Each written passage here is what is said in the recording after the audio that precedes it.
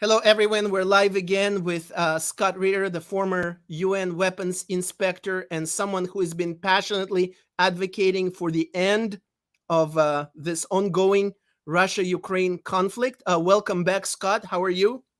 I'm doing great, thanks. Yourself?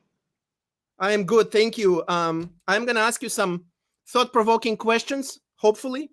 Then we're going to talk about your book. Then we're going to talk about your upcoming visit in Oakland, which many people are excited about. And then there's going to be some questions from the public. And maybe we'll start light. We'll ask you a question from Andrew. Scott, if John Lennon were alive today, what would he say about the war in Ukraine? Give peace a chance. That's about it. That's about it. I mean, the bottom line is war is war. War is hell. War is awful. Peace is always a viable alternative. So give peace a chance. Great. Let me go over my questions. So, Scott, it seems that all the experts with actual hands-on military or geopolitical experience, such as yourself, Colonel McGregor, Ray McGovern, Jeffrey Sachs, John Mersheimer, they all agree on what caused this conflict, and they all agree, you guys all agree on what needs to be done. Why nobody's listening? Well, the problem is because while we agree, and I think we believe we are correct, it flies in the face of the narrative being promulgated by those who brought this war about. The United States does not want to admit that the problems that led to this conflict are irresponsible expansion of NATO. That's something the United States won't admit. They will say that they had every right to expand NATO and that NATO posed no threat to Russia, and therefore it's irresponsible for Russia to, posture that this is a threat to them. There's a lot of things that are being ignored there, such as the fact that NATO continuously viewed Russia as a military adversary. I mean, NATO's entire military structure was geared towards dealing with the post-Soviet threat of Russia. At no time did NATO treat Russia as a genuine friend. But again, we don't want to talk about that. We want to put the blame on Russia. We don't like to talk about how there was resentment in the West about the rise to power of Vladimir Putin. People don't want to talk about the reality of the 1990s and the time of Boris Yeltsin and how the United States bought an election in 1996. I know Americans like to focus on the 2016 election with what have turned out to be fundamentally flawed theories of Russian collusion with the Trump organization. But we really did buy an election in 1996. So we stole an election. We interfered with Russian politics, and we viewed Russia as our own personal playing ground. We empowered oligarchs to make themselves wealthy at the expense of the Russian people and the Russian nation, then transfer their wealth outside of Russia, not reinvesting it inside Russia. And when Vladimir Putin came around and said enough is enough, Russia's going to learn to stand on its own 2 feet, we resented that. Nobody wants to talk about what the real impetus was behind the Obama era Russian reset. It's a cute little phrase, nice little yellow box, beautiful little red button, misspelled word. But the fact of the matter is it was regime change. It wasn't a reset. It was to keep Putin out, keep Medvedev in, and try and return Medvedev to the status of Boris Yeltsin. We don't like to talk about that. We don't like to talk about the CIA's involvement in Russia funding opposition groups, not to promote democracy, but again, to undermine Vladimir Putin and remove him from power. We don't like to talk about the 2019 Rand Corporation study that speaks of creating a crescent of crisis to destabilize Russia. And the number one way of destabilizing Russia to achieve the regime change would be to strip Ukraine away from the Russian sphere of influence. We don't like to talk about the role we played in promoting and facilitating the coup d'etat, the so-called Maidan revolution, which was little more than a right-wing coup to remove a constitutionally elected president, replace him with a government that was not only right-leaning, but Nazi-supporting.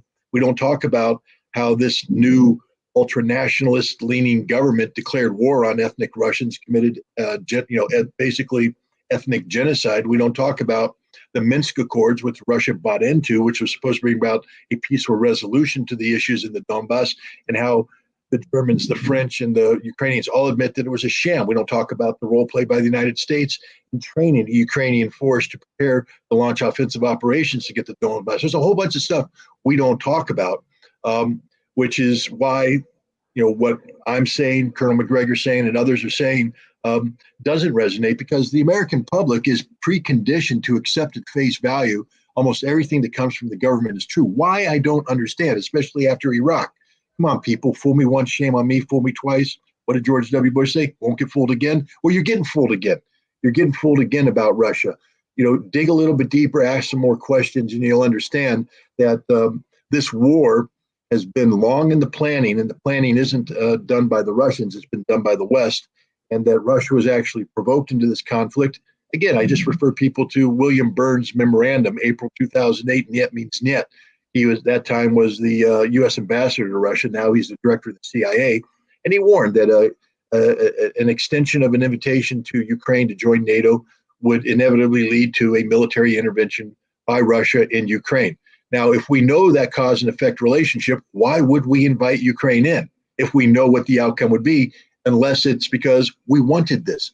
We wanted this conflict because we view this conflict as an opportunity to destabilize Russia. We thought economic sanctions would bring the Russian economy to its knees. It did not. The Russian economy is actually not only has stabilized, but it's growing in the face of the most stringent economic sanctions ever imposed, growing despite the fact that the Russian economy has been transitioning into a wartime economy. We're not, by the way. The Russians are.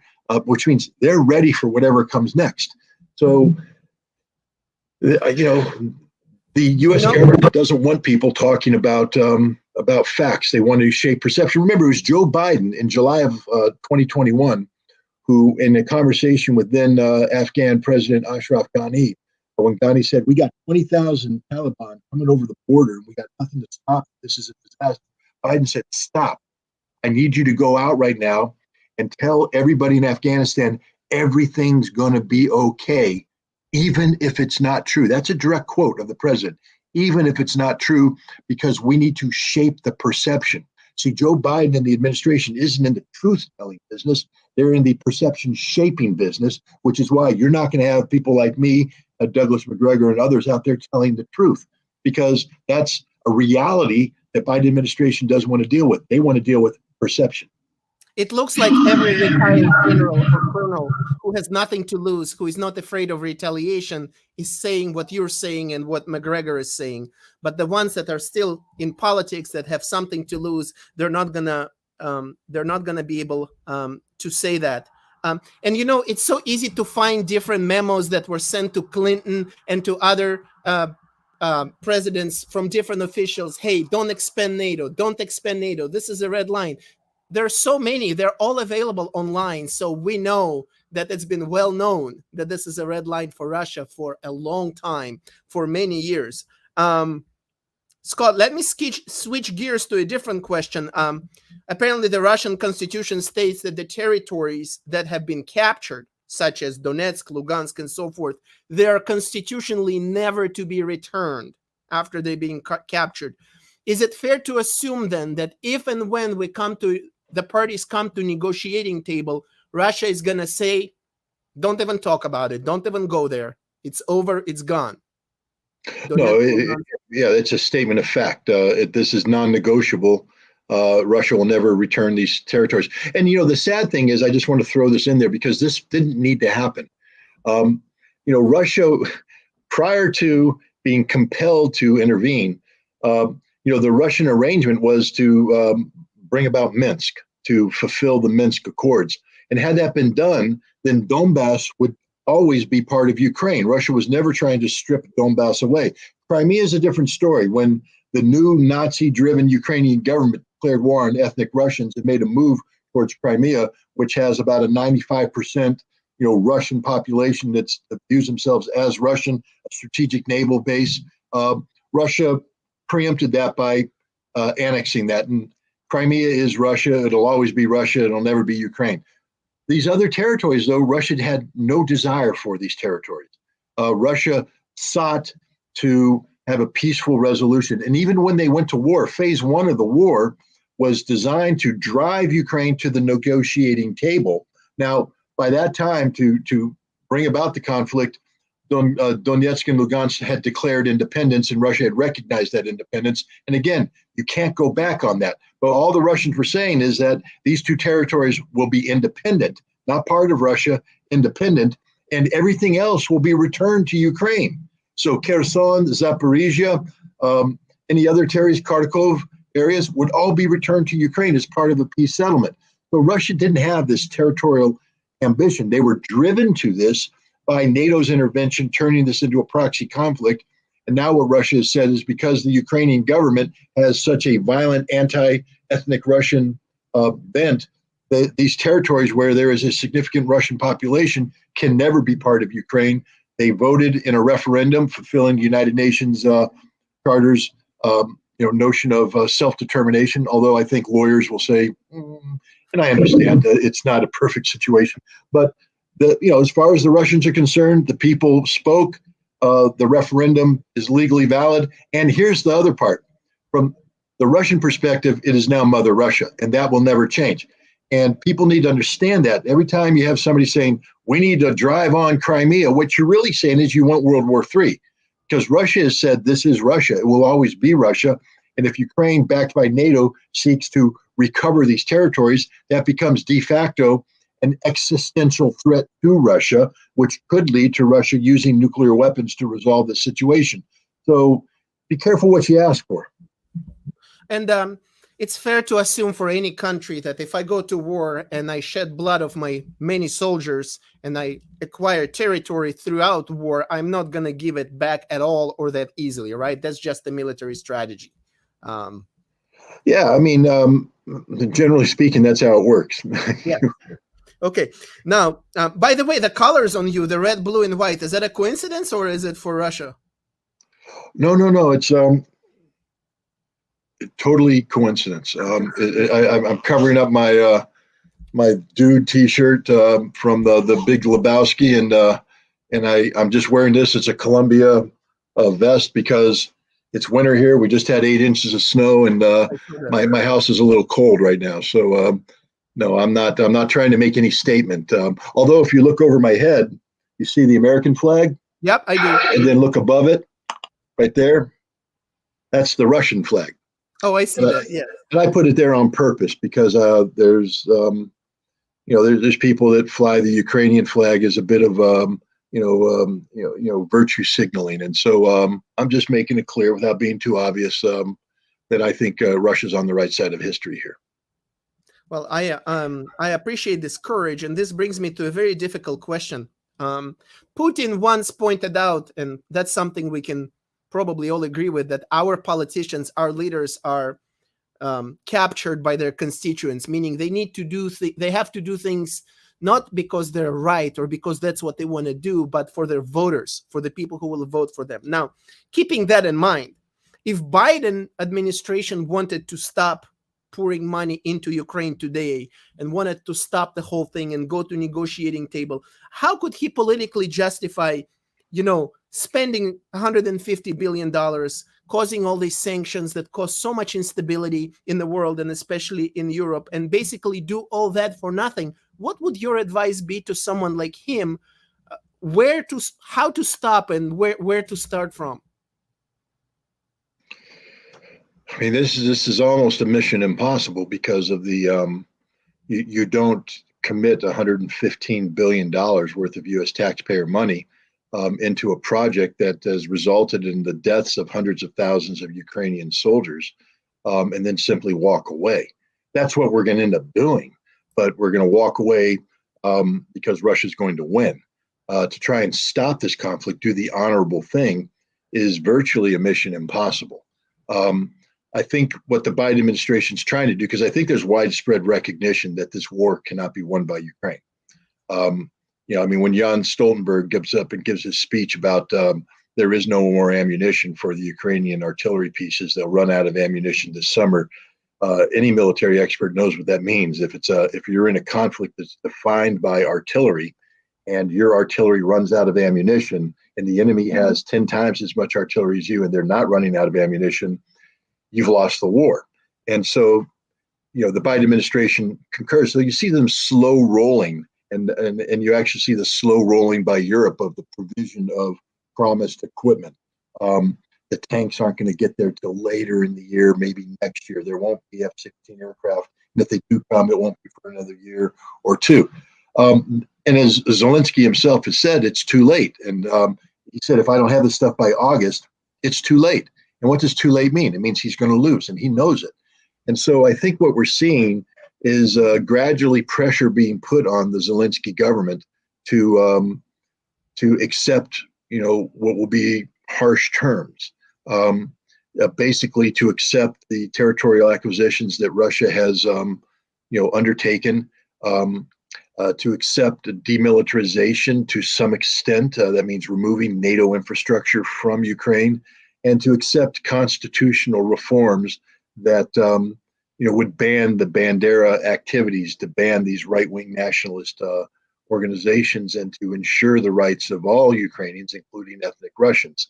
Now people say, well, why would Zelensky do that? Because the alternative is to lose Odessa, lose Kharkov, lose Dnipropetrovsk, lose another 30% of Ukraine's territory, and get another $500 billion worth of infrastructure damage, and lose a couple 100,000 more Ukrainian soldiers, which is what will happen if this war reaches its logical conclusion, which it should reach by the end of summer, early fall of this year. So I think what we're seeing is the Biden administration putting on a good face, saying all the right things, signing the right documents, promising the right promises. But the reality is behind the scene, and we've already heard this, that the Biden administration and others have come to Zelensky and said, it ain't a bottomless pit, that there are limits to what we can do, and we have reached those limits. There's nothing more we can do, and you need to start looking for a diplomatic off-ramp to this disaster. So Biden's words, as that we're with you as long as it takes, are about as truthful as the pandemic of the unvaccinated. As much truth. Well, I'm not going to get into a pandemic vaccination policy, not because I'm agreeing or disagreeing with anybody, but I don't, I have my personal beliefs, and I would say they're more, driven by, they're not fact driven. I haven't spent a lot of time poring over the data, so I can't sit here and say, as I do, for instance, with the military issues, I'm very confident. And when I say I know what I believe about vaccines, or not vaccines, but about pandemic vaccines, and I know what I believe about the impact on the economy and the veracity of government statements, but that's a personal thing. I would hesitate to share it because, unfortunately, people look at me as a source of authority. And so if I were to opine publicly about these things, they might think that I've actually backed it up with substantive research, and I haven't. I just have my own personal opinions, and so I'll keep those personal. But Biden, on the other hand, you can't trust anything he says. As I told you, he told the Afghan president to lie, to shape perception, and that's what he's doing when he says we're going to do whatever it takes. No, he's not. That's literally not what's happening. That's a lie. It's a long-faced lie. Yeah, doesn't mean anything. Okay, now we all know the famous words of Lindsey Graham, "Till the last Ukrainian." There is a word on the street that the majority of Ukrainians, maybe even the overwhelming majority of Ukrainians, are actually okay with that they're willing to die till the last Ukrainian in this war. They're willing to die to do anything but give in to Russia. Do you believe that that's true, or that's some type of propaganda? Ukraine isn't a homogeneous nation. What I mean by that is, when we talk about the population in Odessa, the population in Kharkov, the population in Kiev, and the population in Lvov, these are different populations. And I just find it difficult when somebody comes in and tells me that all Ukrainians think alike. Well, they don't. I would imagine that the population of Transcarpathia might have a different opinion about the war and the viability of giving up their men to this war than somebody in Lvov would have. A Western Ukrainian who's imbued with the ideology of Stepan Bandera might be willing to die for this. I would imagine that a ethnic Russian or a Russian sympathetic resident of Odessa has a different mindset than maybe somebody in the capital city of Kiev who has bought into the notion of a free and independent Ukraine since 1991. So I don't agree that that there's that kind of support. First of all, if there was that kind of support, why is there so much difficulty in mobilizing Ukrainian men? Why do you have to go out and kidnap people? So I don't buy it. What I will say is there are sufficient Ukrainians who are willing to fight and are fighting. The Ukrainian military is putting up a heck of a resistance. These guys are brave. They're well trained. They're well equipped, and they've shown a proclivity for being willing to give their life in defense of their country. And tragically, many of them have done just that. And if this war continues, many more will be given that opportunity. But I think what we can say is that Ukraine has not reached its breaking point yet. And I would also suggest that Ukraine might have a higher threshold than one might normally anticipate when it comes to reaching that breaking point, that they might be willing to absorb more damage than maybe a German or an Italian or a Frenchman might be willing to absorb. They've shown surprising resilience, but they will have a breaking point, and that breaking point will be reached. And I think we're going to look at the collapse of the Ukrainian military sometime this summer, and after that, we will look at the collapse of Ukrainian society, which is, I believe, a prerequisite for the elimination of the Zelensky regime and the replacement by some caretaker government that will enable the Russians to fulfill their stated objective of denazification, to get rid of these vile, odious nationalist parties that worship a man who is responsible for the deaths of hundreds of thousands of people, tens of thousands of Jews. And, Scott, I wanted to ask you, you pointed out Ukraine is more determined to fight back and not to give in. Do you think it has anything to do with this type of animosity, historic, societal, cultural animosity from Ukrainians to Russians? I noticed that a long time ago, I thought it was all joke, it's all banter, but apparently there is some kind of a hatred, maybe justified, maybe not. But do you think this plays a role in this greater resistance than one would expect? Absolutely. I don't think we can discount Ukrainian animosity towards Russia. It's real. The roots of it. We know that the Banderists, the Western Ukrainians who've bought into Stepan Bandera's vision of Ukrainian nationalism have always viewed the Russians as subhuman, as a lesser people. That's why they so willingly carried out the attacks on Russian villages and killed Russian civilians, because they viewed them as somehow lesser.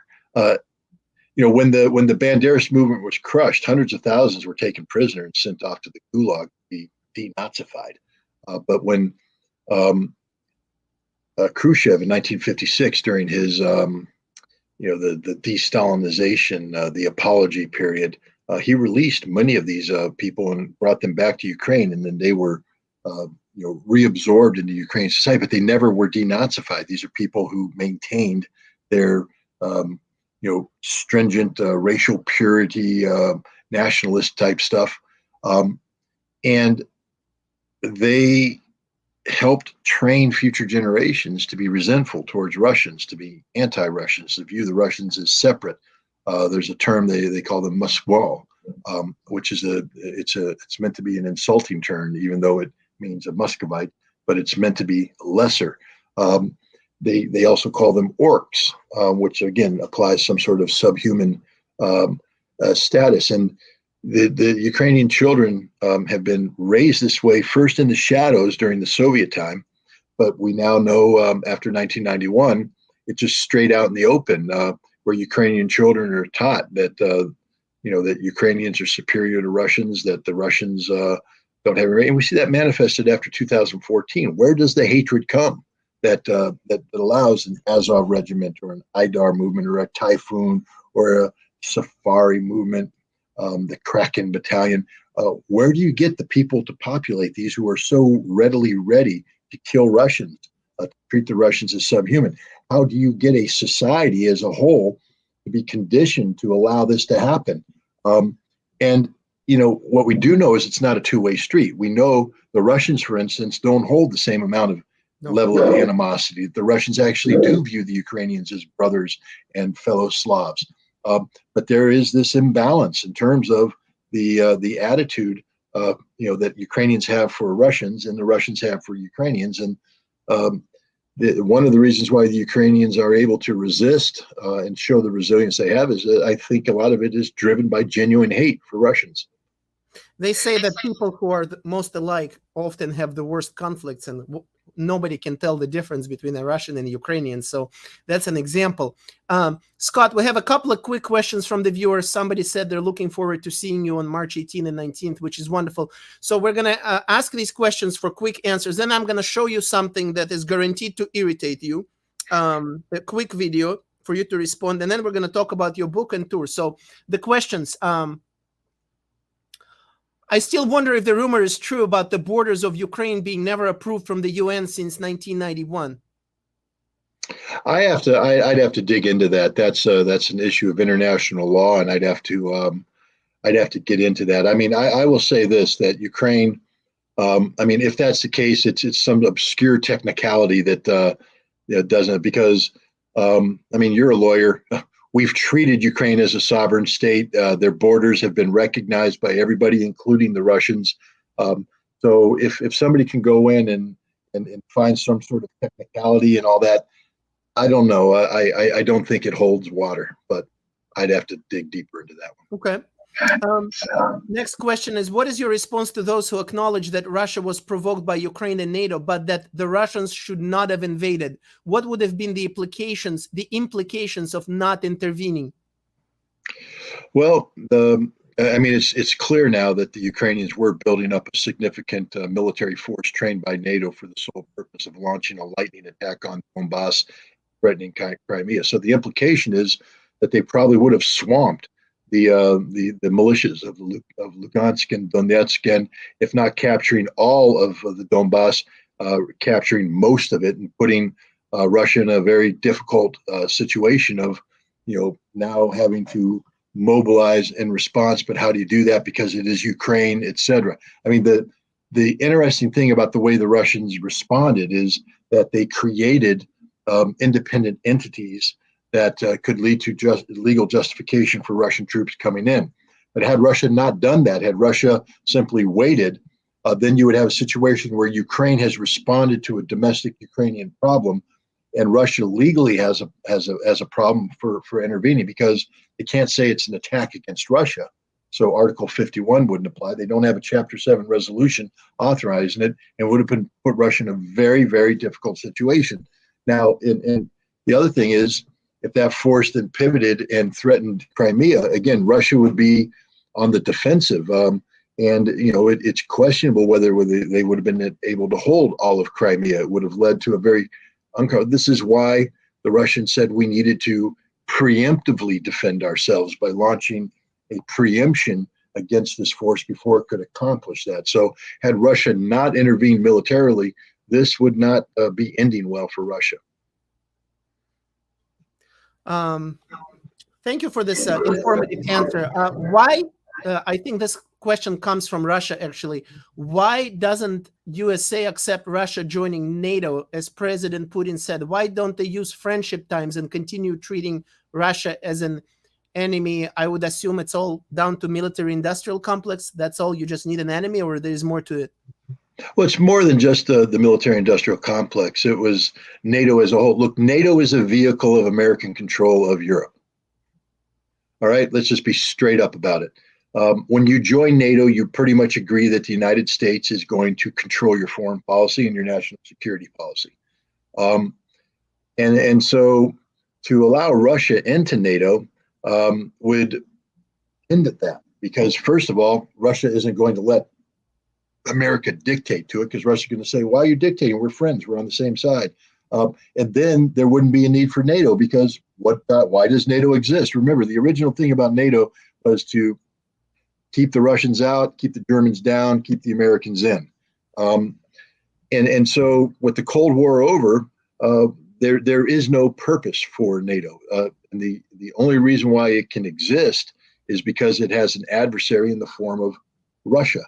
So, I mean, Putin, when he said, could we join NATO, was basically saying there's no reason for NATO to exist. I mean, if you guys are willing to allow us in, then the organization can't exist. And of course, that's why Russia was never extended an invitation, because NATO needs the Russian adversary to justify its existence.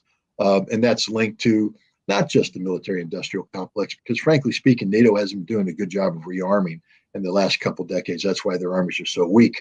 It's more about America controlling Europe, continuing to maintain this framework of control over Europe. And in order to justify that, we need the Europeans to be afraid of something, and that fear is generated by misperceptions of a non-existent Russian threat. Last question. What was the nature and character of the political military resistance in the Donbass prior to February 24th? Well, I mean, the fact of the matter is, in April of 2014, in the aftermath of the Maidan revolt, ethnic Russians stood up and said they weren't going to tolerate the anti-Russian animus coming out of Kiev from the government. There was a horrific incident in Odessa where the right sector, this Stepan Bandera worshiping political movement, put 150 people into a trade union building, set it on fire, and cheered as 48 of them died as a result. And I think ethnic Russians said, enough is enough. We're not doing that. We're not going to allow this to happen. So they started standing up for their rights. And the Ukrainian government actually passed a law calling them terrorists and authorizing the Ukrainian army to carry out anti-terrorist operations. And so thus began the resistance that led to these two territories, Donetsk and Lugansk, declaring their independence. They weren't recognized by anybody. Even Russia didn't recognize them. But Russia did say that we will help you. And, Wagner, for instance, the Wagner group that everybody's talking about in terms of what's going on in Bakhmut, Wagner was formed in 2014 as a vehicle for Russia to provide military support that otherwise would be unconstitutional, because Donetsk and Lugansk aren't part of Russia. They're part of Ukraine, and Russian troops are prohibited constitutionally from operating on the soil of other nations without permission of the Duma. And that was not going to be forthcoming. So Wagner was created to provide this assistance, and the Donetsk and Lugansk militias, grew from various, as most resistance are. I mean, if we take a look at the birth of the Continental Army, initially it was just a series of militias. You had the Lexington Boys, you had the Concord Boys, you had some guys coming in from Pennsylvania, you had the Green Mountain Boys, you had a whole bunch of gangs coming together, and eventually they were organized into formal forces and all that. And that's what happened in Donetsk and Lugansk. You basically had a bunch of local resistance groups that grew up around some very strong personalities, and where they were successful, they held the Ukrainians back. And eventually, central authority came down from both Lugansk and Donetsk and brought a semblance of order to this. And that was also necessary for the provision of Russian military support, because Russia isn't going to provide ammunitions and equipment to gangs. They need them to be organized into some sort of military structure that was supportable. And so we saw that. But after 2015, with the Minsk Accords, it's very expensive to maintain, let's say, a militia of 40,000. And so both Lugansk and Donetsk sort of did a voluntary disarmament where they reduced the number of active troops to about 10,000. And these guys were involved in a 8-year-long war of attrition against Ukraine, where they were shelling each other, sniping each other, and basically carrying out attacks that ended up killing thousands of people. Most of them were combatants, but many of whom were civilians, both on the ethnic Russian side and the Ukrainian side. But this was a conflict that we now know was designed to be a screen, a delaying tactic, so that Ukraine could build up an armed forces. This is what Poroshenko says. This is what Merkel says. This is what Hollande says.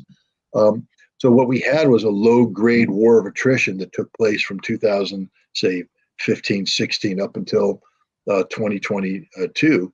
And then the Russians transformed that conflict by basically preempting what looked like was going to be a major Ukrainian offensive.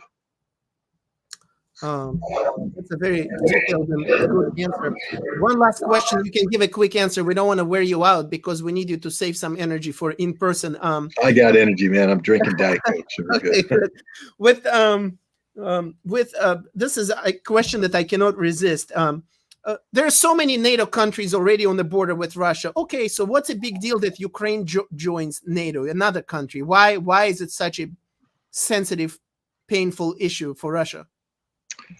Well, there's a couple things. One, the notion that an alliance, a military alliance that views Russia as an adversary, will be allowed to nestle itself right up to Russian borders is unthinkable. Unthinkable given Russia's history with the Second World War, etc. And so, right off the bat, it's an unacceptable national security issue. You also have to understand when Ukraine became an independent state, it's not as though it had a viable economy. It was a Soviet economy, like much of the other republics were, which means it was designed not to be responsive to Kiev, but to Moscow. The gas, the energy, the way industry was set up was all built on interaction with Russia. It's a two-way street. To strip Ukraine away would gut the Russian economy. There would be significant economic consequence, and there would be significant political consequence. Keep in mind that there was a significant percentage of the Russian population. Some people put it up to 30%. That were thoroughly integrated with the West economically, woven into Western businesses, etc. And if you strip Ukraine away, you begin a process of people second guessing the viability of the Russian Federation, to second guess the virility of the Russian nation, and you begin a process of tearing down Russia, which began in the 1990s but was never completed because of Putin. So Russia has what they call their legitimate spheres of influence. The United States has it. I don't know if the Canadians and the Mexicans understand this, but you're in our sphere of influence. This is what the Monroe Doctrine is all about. We don't allow foreign powers to come in and set up base on our borders. And Russia sort of has a similar policy that Ukraine, even though it's an independent state, will be part of the Russian sphere of influence. To have that stripped away would be inherently destabilizing for Russia. This is something that the RAND Corporation recognized in their 2019 paper that talked about what could be done to destabilize Russia. So, this is the stripping away of Ukraine from the Russian sphere of influence would have been it would have weakened Russia economically, politically, geopolitically. It would have changed the reality of Russia's military posture because, previously you have some buffer between Russia and NATO, with the exception of the Baltic states. But now you have a situation where NATO will literally have a multi-thousand-kilometer border with Russia that threatens directly the Sevastopol naval base, which is the Black Sea. This is it's unthinkable and unacceptable for the Russians. Understood. There's a grievance here from Marines. It says Scott has been asked several times to take 3 minutes to address something for fellow Marines and has failed to do so. This makes everything he says disingenuous. He talks about loyalty and then he does the exact opposite pertaining to his Marine brothers. Disgusting. I don't know if you want to address it or not. What's the question? What do they want me to address? I don't know. There's no question. So, and somebody asked, what's the question? There is no question. And then it says that you're a CIA plant. So maybe we can put it on the back burner for now. Let me show you something that I wanted to show to irritate you a little bit, and then ask you to address this rhetoric. The reason we want Putin to lose is because Putin is our site, the Democrat that you get either Democrats or some Republicans talking about. The reason we want Putin to lose is because Putin is our enemy, because Putin has described the collapse of the Soviet Union as the greatest geopolitical disaster of the 21st century, and we don't want our enemies to get stronger. Vladimir Putin is a KGB thug, and it's important for him to suffer a crushing defeat. I'll tell you also, John, what is particularly frustrating about this war in Ukraine is it is utterly unnecessary. The reason we have a war in Ukraine is because of Joe Biden's weakness and his appeasement of our enemies. Every enemy of America, this White House has shown weakness towards, and in particular, the Ukraine war was caused when Joe Biden waived the sanctions on the Nord Stream 2 natural gas pipeline, sanctions that I authored. I wrote into law, President Trump signed them into law, and we stopped that pipeline. Senator, Joe Biden started his presidency by waiving those sanctions and giving a gift to Putin and Russia. That caused the war in Ukraine. Were you able to hear it? Yes. Okay. I couldn't hear it, but whoever could not hear it, basically he says that Putin should suffer a crushing defeat, and he says that the reason for this whole conflict is that Biden was too soft and he removed the sanction from one pipeline that was supposed to go through. So first of all, this type of rhetoric from a important prominent U.S. senator that Putin should suffer a crushing defeat, how much damage do you think it does to the potential future negotiations and relationships? None. Ted Cruz is not an important individual when it comes to the geopolitical relationship between Russia and the United States. He is an influential voice here in the United States in terms of shaping domestic political opinion and public perceptions. But the Russians could care less about Ted Cruz. He's irrelevant. He's a vote on the Senate floor. Yes, if there were to be future arms control treaties, people like Ted Cruz, of course, would be a vote probably against it.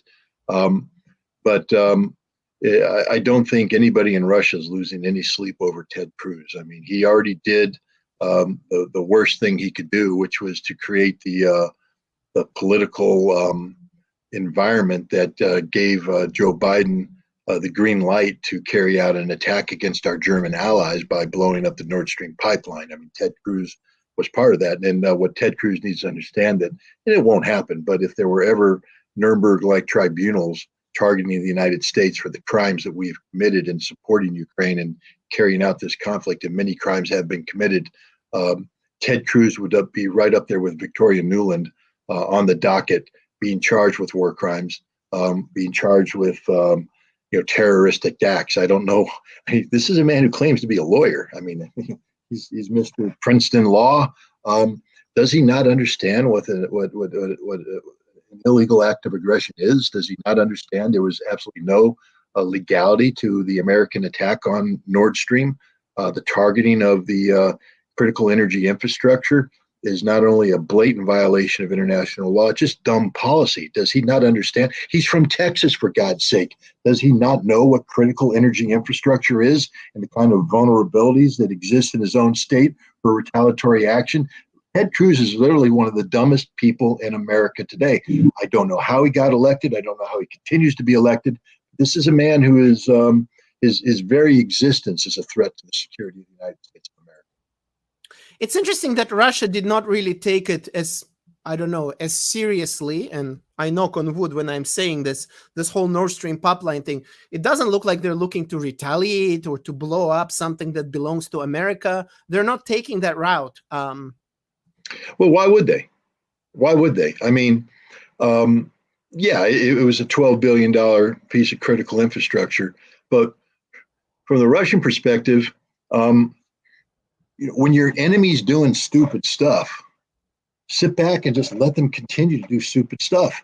The United States attacked Germany. I don't know how many times. Doesn't that shock everybody who heard it?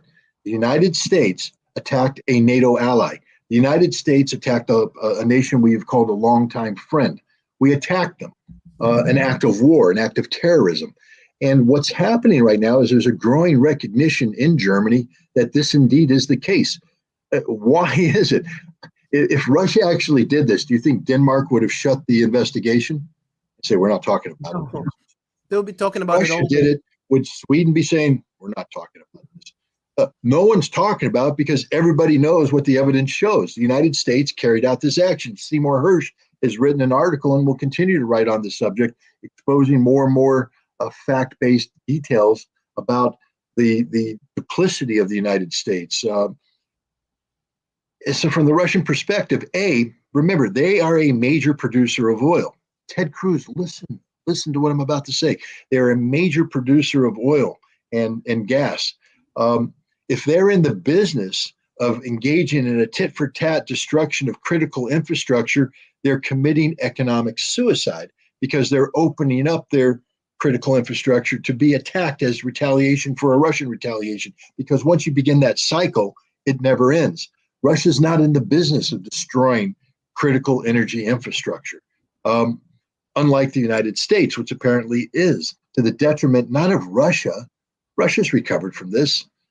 It's Europe, it's Germany, it's France, it's the rest of Europe that's paying a heavy price in terms of increased energy costs and the potential down the road of having a catastrophic shortage of natural gas. I mean, this winter they got lucky; it was a rather warm winter, but they're going to have trouble filling up their gas storage units and because they don't have cheap Russian gas anymore. They have to buy expensive American liquid natural gas.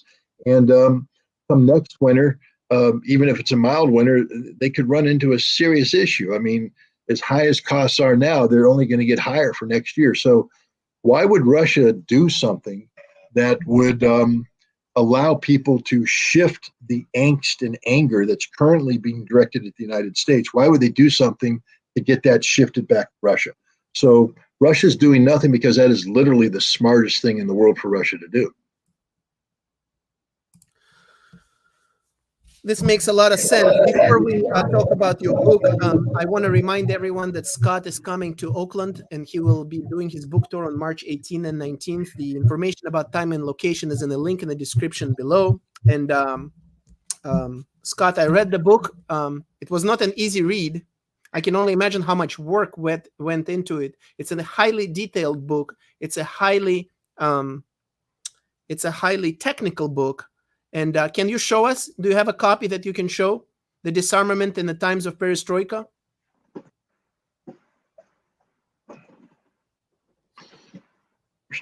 There it is. Here it is. Please tell us why you wrote it, what inspired it, what was the goal, and why should people read it? Well, I mean, this treaty, the Intermediate Nuclear Forces Treaty, I'm just going to be straight up, saved all of your lives. All right. So you might want to show some interest in a treaty that prevented what was going to be an inevitable nuclear conflict between the United States and the Soviet Union. These missiles, these intermediate range nuclear missiles, were threatening European security. We had Pershing II missiles, which once launched would hit Moscow within 7 minutes. We had SS-20 missiles on the Soviet side that had 3 nuclear warheads each, and if fired, would blanket Europe in a nuclear holocaust. Not once, but twice, but several times, these forces were placed on high alert. To show you an example of how dangerous this was, in 1995, after the treaty was implemented and these weapons had been destroyed, there was a Norwegian atmospheric rocket that got launched and was detected by the Russians, who interpreted it as an incoming U.S. Navy Trident missile designed to have a atmospheric explosion to create a electromagnetic pulse to shut down Russian radars as a prelude for a massive American preliminary strike. This is how the Russians interpreted it. It got so bad that they brought the nuclear suitcase to Boris Yeltsin and said, "You have to make a decision right now to launch." Now, had this been during INF, and a Pershing missile is 7 minutes away, Boris Yeltsin probably would have said, I have to launch because I have no choice. I can't wait. 7 minutes from now, I'll be dead. But because INF missiles had been eliminated, it bought some time for people to start making phone calls and say, that's a Norwegian atmospheric test, stand down, and war was averted. Had the INF treaty not been in place and that atmospheric rocket test took place and had been interpreted by Russian or Soviet officials as a threat, we'd all be dead, because that would have begun a process of nuclear exchange. It would have finished with a general nuclear exchange, and we'd all die. So this is sort of a big deal. It's also the treaty that set the pace for all future arms control, because this is the treaty that brought in on-site inspection. See, prior to this, when we talked about arms agreements, we used what's called national technical means, satellites and everything to monitor compliance, but it's imperfect.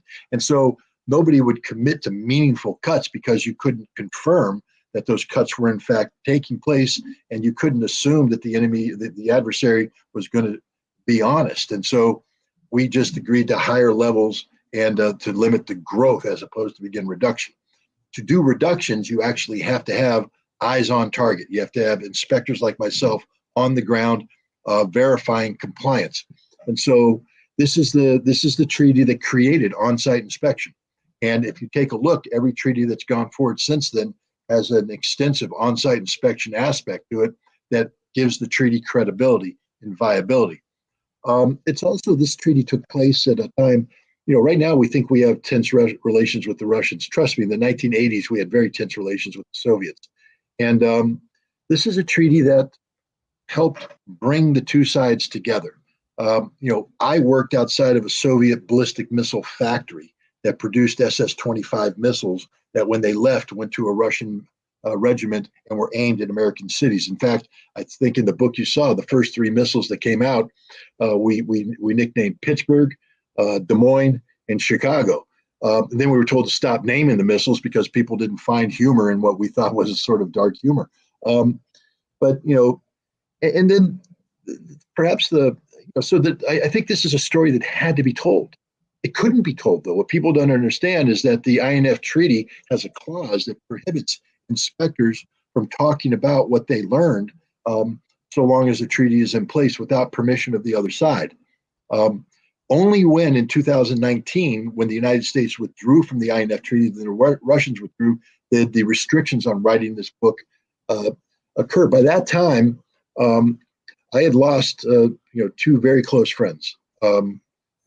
Colonel George Connell, Colonel Doug England. These were the 2 colonels that brought this Watkins Portal mining facility into fruition, and I've dedicated the book to them.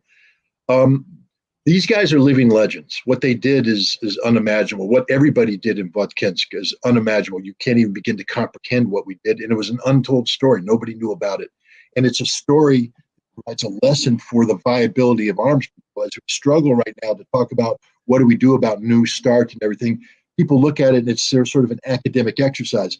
This book brings arms control to life. You follow us as we build this facility, as we work with our Soviet counterparts to make this treaty work, and we explain why it's important. This would never have been told had the treaty not been withdrawn, and now I've told it because we need this treaty to come back to life to prevent nuclear war. And then the last part of it, there's 2 parts, but one of the most important elements is the human story. And I try to, you call it a very technical book, but I think you would also admit that it's a very personal journey of interaction between Americans and Soviets, people who were conditioned to distrust each other, hate each other, and how we broke through those barriers and learned to like each other and cooperate with each other and break down the ignorance-based fear that leads to Russophobia kind of stuff. So that is a journey I'd like people to join me on and see this and see how it happens, because we need to replicate that today. We need Americans to learn how not to fear the Russians, and we need Russians not to fear Americans, so that we liberate our politicians to engage in this kind of meaningful dialogue, to create conditions to reduce the threshold of nuclear weapons. And then lastly is, it's called Disarming the Time of Perestroika. This is a piece of history, unique history, the time of Perestroika and what it meant. And we were front row observers. We were right there in the middle of the Soviet Union as Gorbachev sought to implement perestroika, and we saw the good, the bad, and the ugly. And unfortunately, most of it was bad and ugly for the Russian people. And I'm able to put that into a historical perspective as well. So I think this book is just a unique piece of history, but it's also a template of hope for how we can operate in the future. And that's why I wrote it. And that's why I like to go out and talk about it. And that's a first-hand recount. It's not somebody who is just making observations about what was going on. You were there. You saw things with your own eyes. You were doing things. And, you know, the beauty, something that this book illustrates, despite all the tensions back then, despite all the problems and all the mistrust, there was so much communications between politicians and leaders of all levels. Gorbachev, people were flying, talking to each other, trying. There was so much discussion, and that's something that you've been talking about lately that's really missing, almost like intentionally missing. We don't want to talk. Yeah. No, and you see that in the book. And I'll tell you, this book, there's no classified information in this book. At some point in time, some of that information might have been classified, but it's been 30 years and automatic declassification after 25 years. And, I used no classified information to write this book. But the book makes use of hundreds of pages of daily reports, memorandum, the intimate record of this. And you see that in the book. This isn't some vague recollection. This is, I have the daily logs. I have the second by second, minute by minute activity of both the Americans and the Soviets that rebuilt this thing. This is a one of a kind book. Nobody else could have written it, and it will never. If it hadn't been written, it wouldn't have been written. And so this is a unique look, an intimate look, a detailed look of unprecedented detail into arms control. So how the business of arms control works. Now I have to ask, the pictures of a few missiles in the book, those are not actual pictures that you took, right? Those are just stock photos? Oh, no. Those are true. Well, the three missiles you're talking about, I think that I stack up. I show the SS-20 and then the SS-25 and such. Those are treaty missiles, treaty photos that the Soviets provided as part of the treaty, so that we have a visual representation of the missile. There's a photograph in the book, though, of the interior of the rail car with the missile. That's taken by inspectors. That's what we inspected. That's what we had to go through to squeeze through the rail car, squeeze the missile to measure it. And I showed that photo to show you sort of the claustrophobic aspects of the inspection in here. Oftentimes it was so tight we had to wear anti-static robes, and they would get caught on on screws or whatever and rip, and we'd get bloody and we'd get muddy and dirty and greasy, and it was wonderful. But so those photos were real. There's a photo of the interior of the Vodkinsk factory showing the missiles being assembled. That photo was provided by the Russians in one of their histories of Vodkinsk, but it's an actual photograph of the missile that we were inspecting being assembled. So no, all the photographs are real. There's nothing staged. Wow. Yeah, that's beyond the We have another question. Do you think that NATO, seeing its weakness, will inspire a huge increase in armament spending over the next few years, assuming we survive? We don't seem close to acknowledging our guilt. Well, here's the thing. I mean, that certainly is the intent of Jan Stoltenberg, and it appears to be intent of Joe Biden. But by cutting off cheap Russian gas to the European economy, they can't afford to rearm. I mean, the German defense ministry has said straight up, don't give away the tanks because we can't build new ones. We can't afford it. The cost is too expensive. They've been shutting down foundries because the price of steel, the amount of gas necessary to fire up the foundry is prohibitively expensive. You can't afford it. I don't know how they're going to rearm.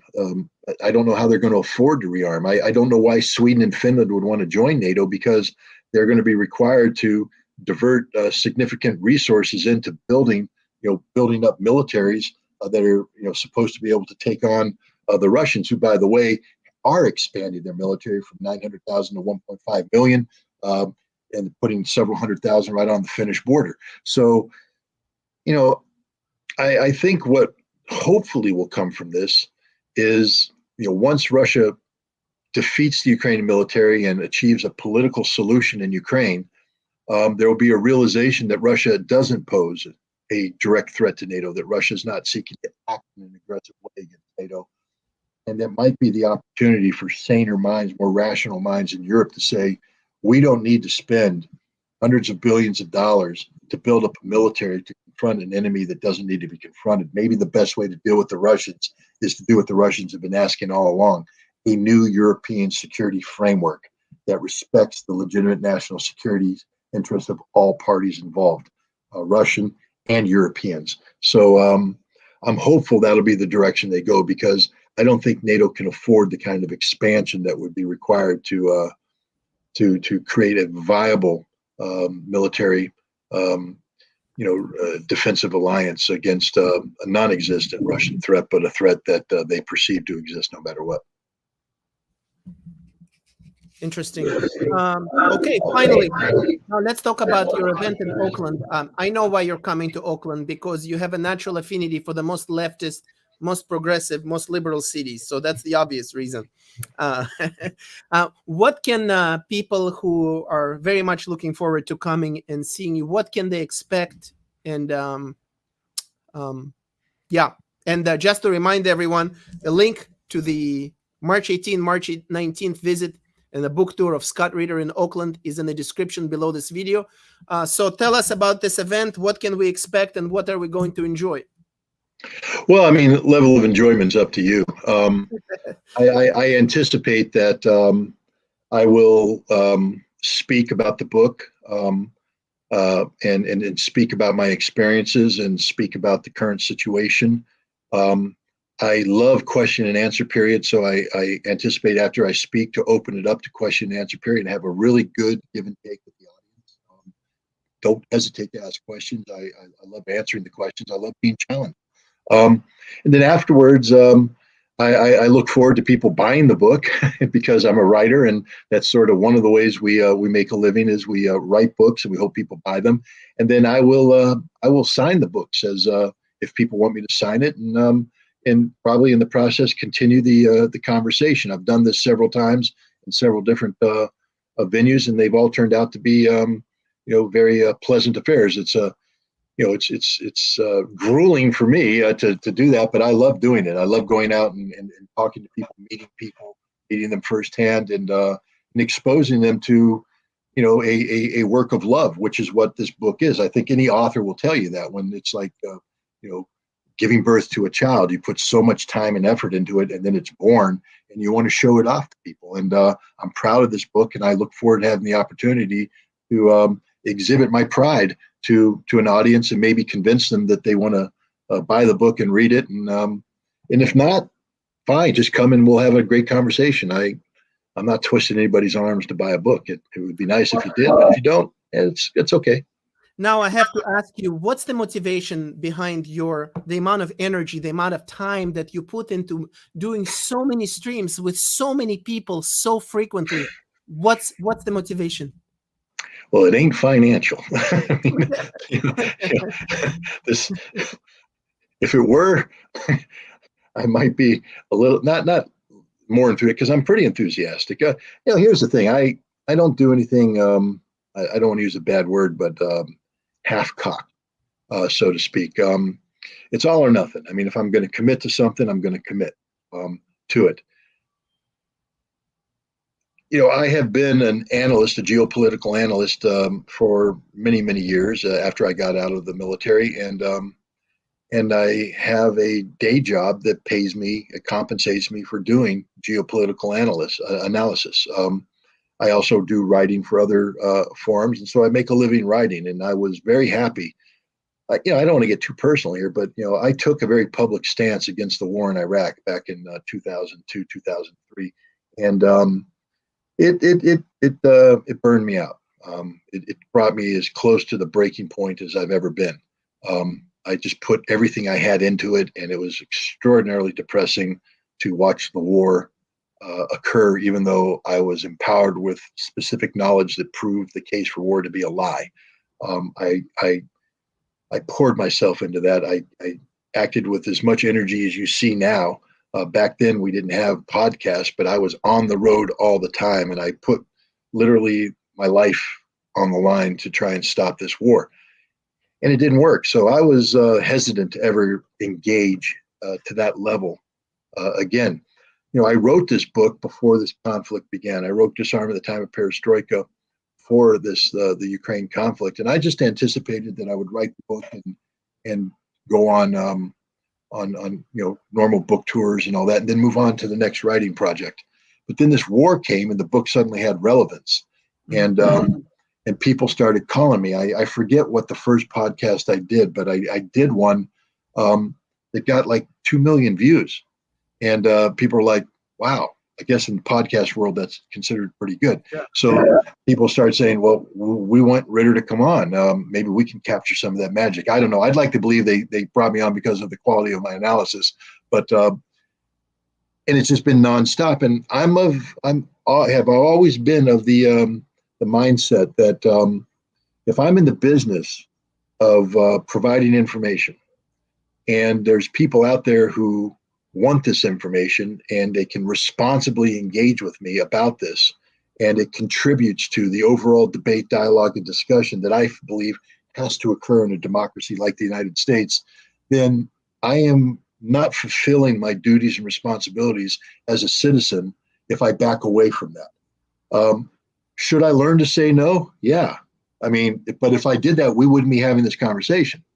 It's, after 9 o'clock at night here in New York, I should be preparing for bed, not doing this, but I want to do this because I view you as a viable, responsible outlet. I view this interaction as contributing to the overall debate, discussion, and dialogue. So as long as my participation in this kind of exchange is deemed to be not only viable, but valuable, I'm going to do it because that's what good citizens do. I'd rather me get exhausted talking about this than to shut up and say nothing and have young Americans go off and fight and die in a war that maybe by talking, maybe if I just exhausted myself a little bit more, we could have prevented. So that's what I do. That's what motivates me. I mean, some people might find that corny, but hey, that's the kind of guy I am. No, it's very selfless, and we don't want you to say no to these types of engagements. We want you to be as promiscuous as possible. Oh, thank you. So, Scott, I very much appreciate this very entertaining and useful and interesting and productive discussion. I want to remind everyone to come to Oakland on March 18th, on March 19th to see Scott. I imagine it's going to be a fairly intimate event where you can probably say hello, take a selfie, buy a book, get the book signed. And Scott, any closing thoughts? No, I mean, I thank whoever's watching this for doing so, because otherwise I'd be talking. You and I would be having a long distance conversation between two people, which is always good. But I appreciate audiences who watch this either live or if this gets posted. Your engagement is absolutely essential for getting America heading back on the right track. And so I appreciate that. And if people could come out and participate in these events, that would be good. Look, down the road, we're going to have to do something of a larger scale. I've talked about the need to replicate the Central Park 1 million person rally back in June of 1982 in favor of arms control. We're going to need that again. We're going to need everybody who's watching here to get that kind of motivation. And one of the visions I have is that on June 22nd of 2024, we're going to do the same thing. We're going to put 1 million people in Central Park. We'll put hundreds of thousands in stadiums across the country to send a clear signal to those who want to represent us in Congress, in the White House, that arms control must be on the agenda. I don't care if you're Republican, Democrat, Libertarian, Green, whatever your party affiliation is. We collectively as Americans need to commit to the fact that we will not vote for anybody who doesn't agree to put arms control first and foremost on the agenda. Because whatever issues you have, whatever you believe in, and I'm not denigrating anybody's belief system, it's irrelevant if we're not alive. And we're not going to be alive if there isn't viable arms control, because the real risk of nuclear war, a world-ending nuclear conflict, is there. We have a chance to stop it. That's why I wrote the book. That's why I want to talk about the book. That's why I want to motivate people. But when, come to Oakland and just start to get excited about this, because this is going to require enthusiasm, energy, commitment. And we have between now and 2024 to make a difference. Those are very important words. I'm very disappointed that only 1,000 people showed up for the Rage Against the War Machine. I really thought there was going to be a huge event in light of but you missed the point. It wasn't meant to be. I mean, if you look at the organizational goals, it was to have 2,000 people show up. That's it. It was never meant to be 10,000, 100,000, a million. It was 2,000. And over 3,000 people showed up. So from an attendance standpoint, it was a success. The important thing about the Rage Against the War Machine meeting was to bring people from different political parts of the spectrum together, working in common cause. And while it was an imperfect effort, it was a first effort. It was a critically important first step forward. And now the mold has been, basically we've broken the mold. We're moving forward, and hopefully left, right, and center and come together continuously as we move forward in the direction we move for. So I'm actually very positive about what happened at the Rage Against the War Machine, because, one, they attracted a larger audience than they anticipated. And two, they successfully brought together people. Yes, there were people who weren't there, people who objected to it, people who weren't comfortable working with different parts of the political spectrum. But those are people who aren't part of the solution. They're part of the problem. And the good thing about this is that people will look around to the left and right and say, these are the people that are marching with me. I know who my friends are. Let's move. There's no second guessing. The people that weren't there, they're welcome to join. But if you don't want to be there, then just get out of the way, because we're moving forward with or without you. Now, you mentioned 2024. Everybody is frustrated that both sides are supporting the war and the continuing arming Ukraine and all that. So what difference and how can we make exactly? Give us some nuggets. Well, I look, this is going to be a mission impossible if this conflict's still continuing in 2024. I personally believe that the Ukraine issue will be behind us by this year, by the end of this year. And at that point in time, the critical issue is going to be, how do we restore relations with the Russians? How do we get the United States and Russia to talk, as you talked about in the book? The precedent that was set. Why was the INF Treaty successful? Because we communicated consistently, because arms control was seen by both sides as being viable and necessary to the survival of our respective states, and indeed the survival of the world. We have to recapture that. We have to find a way to re-educate the American public about the importance of arms control, so that the American public can educate those who want to represent them about the criticality of those elected representatives embracing that and making it part of the agenda. So that's what we're doing. That's what we're starting to do in Oakland, is the process of education. That's why you and I are talking. That's why this is such an important effort. And we just have to keep pressing forward. I mean, this is difficult. It's hard. It's a challenge. It isn't going to be easy, but it's absolutely essential. The best things come not from a lack of effort. The best results come from intensive effort. And so we need to collectively intensify our efforts to save the world, make the world livable for grandchildren and children and future generations. Well, thank you for these inspiring words, Scott. We're all looking forward. I'm going to bring at least 3 people with me in the car. So we're looking forward to seeing you in Oakland. Very excited about this. And so please, everyone, come to Oakland. Bring your questions. Scott is keeping it real. He's not afraid of difficult questions. Bring your questions, bring your thoughts, bring your ideas, and bring a little bit of money to buy the book, to enjoy the book. And we look forward very much to seeing you. And you're going to send me the information, right? Correct. Perfect. It was a pleasure. It was a pleasure, and we'll see you in Oakland. Okay, thank you. Thank you.